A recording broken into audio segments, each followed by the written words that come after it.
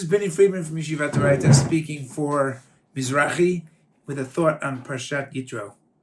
Interesting question at the beginning of the parsha. Vayishma Yitro Kohen Midyan et kol asher asa Elohim leMoshe Yisrael amo ki yotzi Hashem et Yisrael mitzrayim. Yitro hears everything that Hashem has done in taking the Jewish people out of Egypt. Vayavo, he takes Tzipora, he takes the children, he comes, joins the Jewish people at Har Sinai. And the Gemara has a strange question. The Gemara in Zvachim and Daf Kuf Tet Zayin says, "V'chi ma shamay Yitro va." What did Yitro hear that he came? It's a very strange question.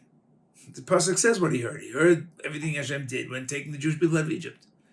So some of the commentators explain, no, the question is not what did Yitro hear. The question is, what did Yitro hear that caused him to come? Everybody heard.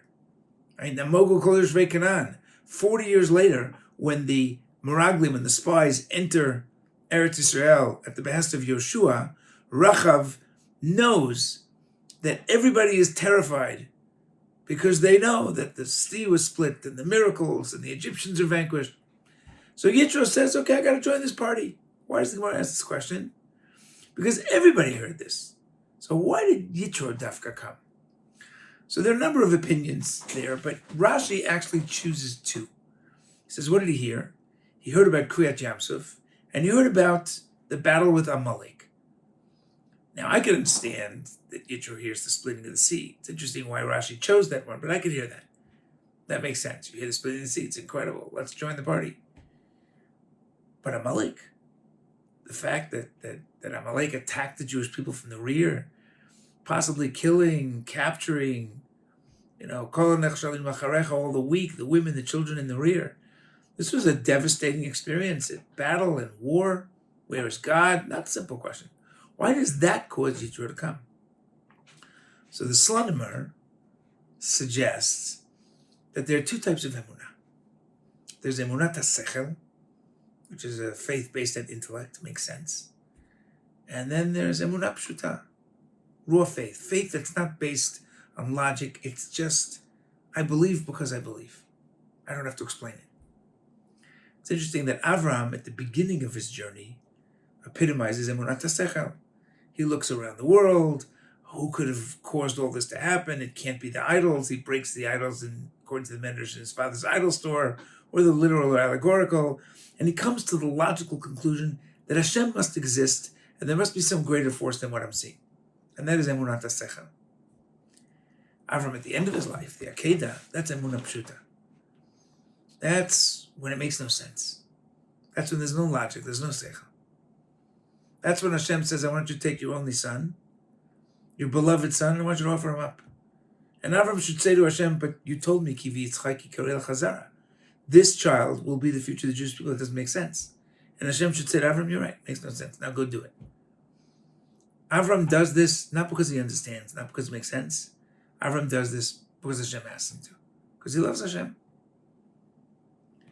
Yitro sees Kriyat Yamsuf, and that's emunat ha-sechel. And that's really what Yitro thought was going on here, and it makes sense. And he admires the Jewish people. But when he sees that even after Amalek, the Jewish people continue to follow God, that's not emunat ha-sechel. That's emunah pshuta. Emunat ha-sechel, logical faith, is a risky maneuver because today it makes sense to me, tomorrow it might not. Right? I date a girl, I marry her because it makes sense.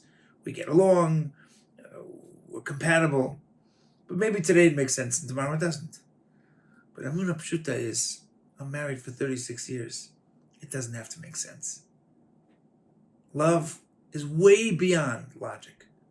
In fact, faith begins where reason ends. Yitro understands that when the Jewish people continue to follow God, what does Amalek introduce to the world? Amalek introduces the concept of doubt.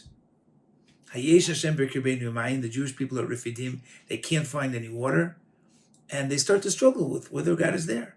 Vayavo Amalek. That's when Amalek comes, when we're not sure, when we doubt, where is God? Amalek is not the morning after the 6-Day War. Amalek is in the shadows of Auschwitz and Treblinka.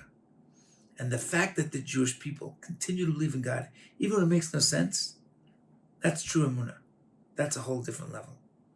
And perhaps that's why this portion, which contains the 10 Commandments, arguably the most significant portion in the entire Torah, Har Sinai, Mamad Torah, is named after Yitro, because Yitro teaches the world you have to be willing to go beyond what makes sense. You know, if your relationship, if a person gets married, it all has to make sense, it's not going to have a very good marriage. When you realize it doesn't have to make sense, that's when love goes to a different level. Hashem should bless us, despite all the challenges, and during this maelstrom of a month, when families are struggling, will our children come home? Will they not come home? What's going on in Gaza? What's happening in Lebanon, Syria? That we take a step back and know, you know what? We don't have to understand it all. Hashem runs the world.